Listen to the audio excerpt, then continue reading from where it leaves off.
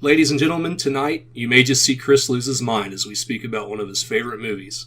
There's blood in the streets as we talk Showdown in Little Tokyo next on Warehouse B.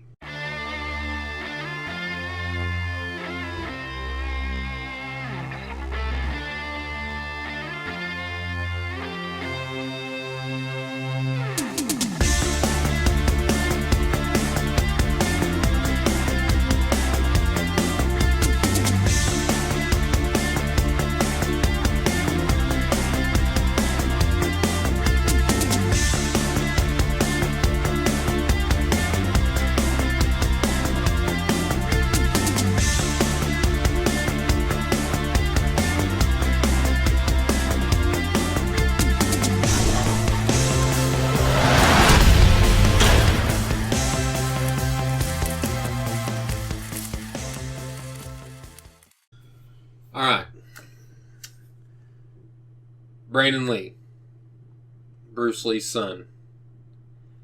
He had a very promising action movie career ahead of him before he died. A lot of people cite The Crow as his, end-all, be-all movie. Obviously, that's what he died on. It was a big deal. But to me, this movie right here is his best movie. He didn't do a whole lot. He didn't do very many movies. What he did do, I liked. I thought he was the next big thing. Yeah. And I still to this day think he would have been the next big thing if he wouldn't have died. I can very easily see him doing the part of Neo in The Matrix. Oh, easily. I'm glad he didn't, because we probably wouldn't have John Wick. Right. But other than that, he could have easily done Neo. But this movie is easily my favorite of his. It doesn't... it obviously helps that Dolph Lundgren is in it. His performance is... I'll say this. This is one of his best performances in a movie. I think it might be his best performance. It might. Other than Universal Soldier, I think he really showed off in Universal Soldier. I think he really showed off in Rocky 2. Or Rocky 4. Yeah. He did really show off in Rocky because it's hard... The same with Universal Soldier. Both those roles would be really hard to not crack up at yourself. Yeah, because he's so over the top in Universal Soldier. He's so over the top in Rocky. Yeah. As serious, like over the top serious. That's hard to do. It is for me anyway. It's very hard for me to be serious. But this movie, he's a charismatic, he's a very charismatic person. Yeah, he steals the show. Yeah, you can't fake charisma like that. You can't fake buns like that either. So, I'm telling you, son. Yeah.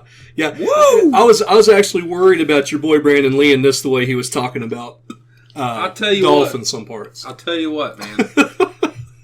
It's perfectly fine to be a heterosexual male and talk about another man's genitalia if it's that impressive. I guess so. I guarantee you Dolph's is that impressive. He was ad-libbing that. That wasn't even part of the movie. He was just talking about it. And they just kept it in. He's like, oh my God. That hammer, that sledgehammer, if you will, could really put a dent in the concrete. I guarantee it. Not only is Dolph Lundgren in real life a genius, he is in real life. He's a genius. MIT, right? Well, it's more than that. He's been He's got 4 different degrees. Wow. One thing that surprised me about him, I didn't realize he could do martial arts this good. I just recently saw this film. Yeah. I didn't realize how good he was at martial arts because I'd seen him box, I'd seen him fight Van Damme, but it was mostly just kind of hand-to-hand stuff. Yeah. It wasn't like, no, he was martial arts and kicks and everything in this, and it was very impressive. He's actually a very good martial artist. Yeah. And this movie showed it off more than any other movie he's ever done. And yeah, and I think that's why it's probably my favorite movie. I'd never seen him in anything do as much as he did in this film. Yeah. He's such a badass. It's a really cool dynamic. You got the Asian guy that is not as good at martial arts as the big blonde white guy, right. And it's a really cool dynamic. He's more suit and tie, the Asian guy. Yeah, it's very buddy cop, but not at the same time.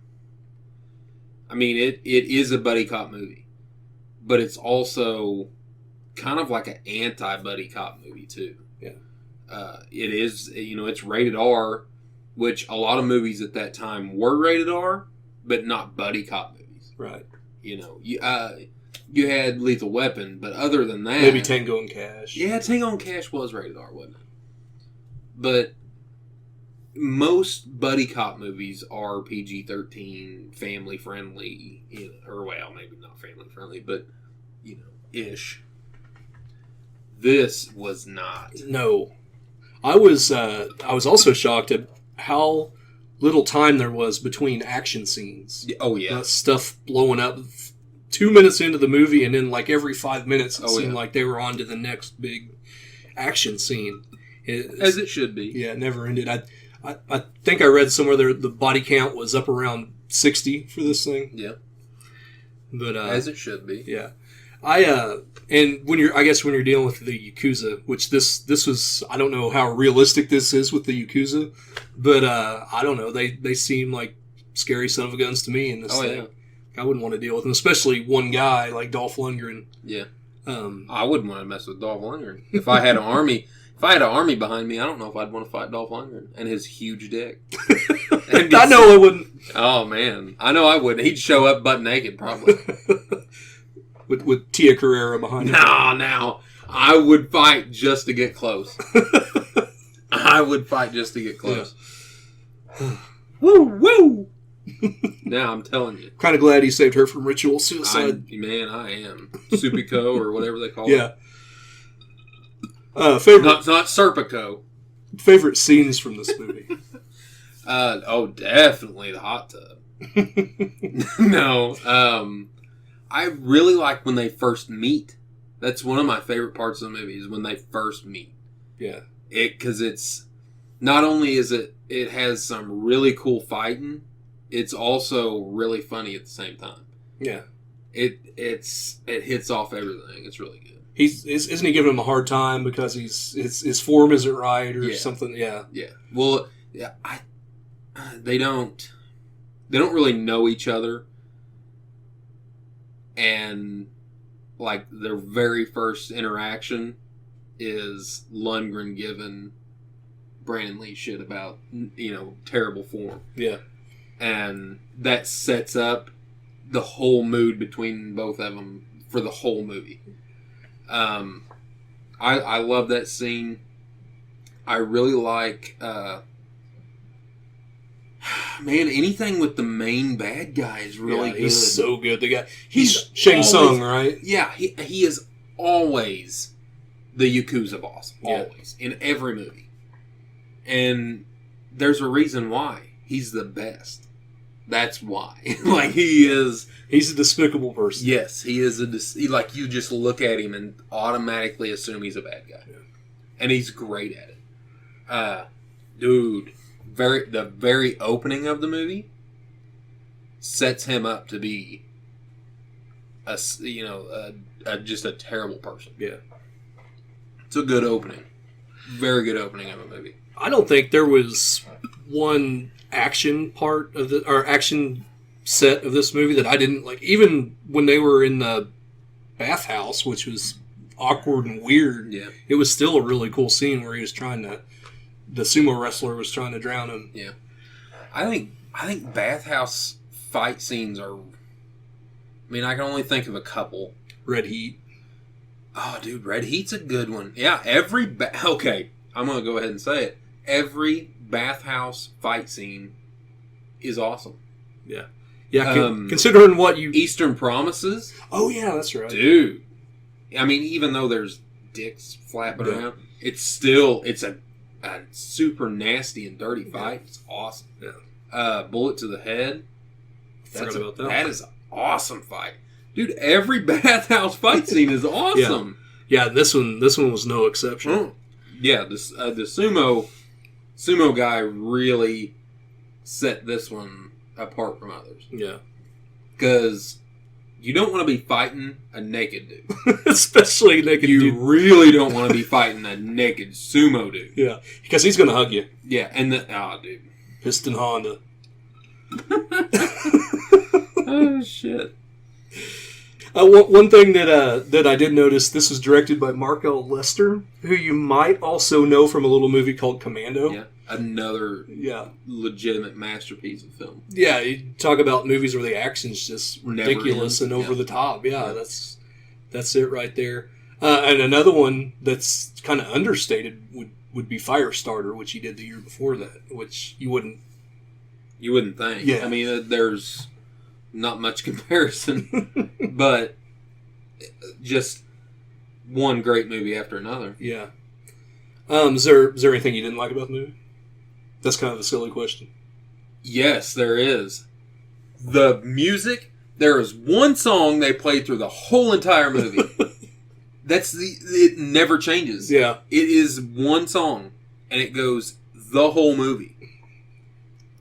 It's not a long movie. Yeah. Is it 98 minutes? Yeah, it's not very long at all. 98 minutes it went by, one song. And it's a very fast film. The pacing's great. Yes. It doesn't feel like... That's the only thing I don't like. Everything else is great. Tia Carrera's... Oh, my God. Yeah. She's so fucking hot. Yeah, there's a lot of hotness in this movie. Yes, there is. Even the headless chick. Yeah. Woo! Based on that alone, I'm giving this thing a 4. Oh, dude. I wish I had 2 more hands so I could give this movie 4 thumbs up. I do. You going 5? Oh, yeah. Okay. Oh, yeah. Well, that's the highest. I'm going to say 4.8. That's the highest rating we've given on this. I'm going to say 4.8 because of the music. Yeah, it can't be perfect. Can't be perfect. I'm going to say 4.8.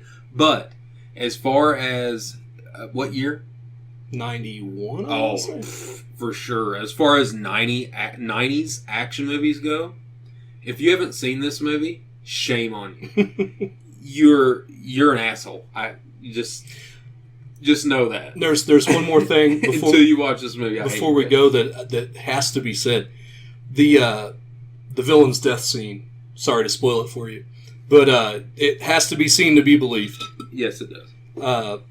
I'm not going to spoil it for you. You have to see. It's one of the best action movie deaths. I can't even remember what his one-liner is, but it's great. No, I can't really remember any of the lines. Like the lines. He had a bunch of them. Yeah, there's just gobs and gobs of cheesy lines, and they're all great. Yeah, it is. It's a masterpiece. I don't know what else to say. I really don't. It's there's nothing bad about it other than the music. If you like this type of movie, if you don't like this type of movie, you will hate this movie. I promise you that.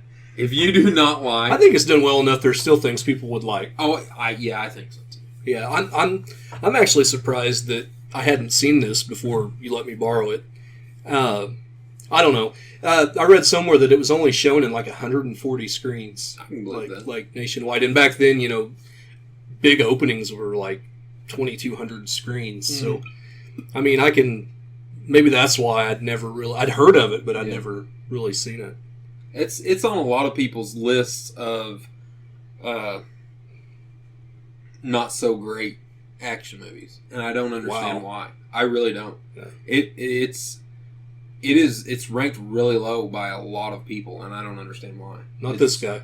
It's got great acting from people you wouldn't expect great acting from. They may not be great acting, but because of the people that it's coming from, it seems better. It seems better. Yeah. But I think Dolph had a standout performance. Brandon Lee actually had a standout performance, I think. Yeah. Just because it's so different. Someone so new at that time, he was very new. He done rapid fire, right? And that's it. As far as I know, I think all he'd done before this was rapid fire. And I like that movie, too. I like that movie a lot. But... So here we are, what is this, 9-10 episodes into Warehouse B, and this is the highest scoring film we've reviewed so far. And the reason why, we're sans Brandon. You think he'd bring it down a little bit? I don't know. I really don't. And he won't watch this either. Yeah. Because he's not in it. Yeah. You're so vain. We're actually discussing reviewing Halloween 2 between the two of us. Yeah. As we speak. Probably going to give it a terrible rating. Probably.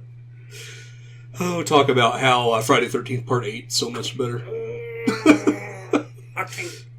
Okay, we better go. Can't do that. Until next time, we'll see you. Peace. Say something ludicrous and get out of it.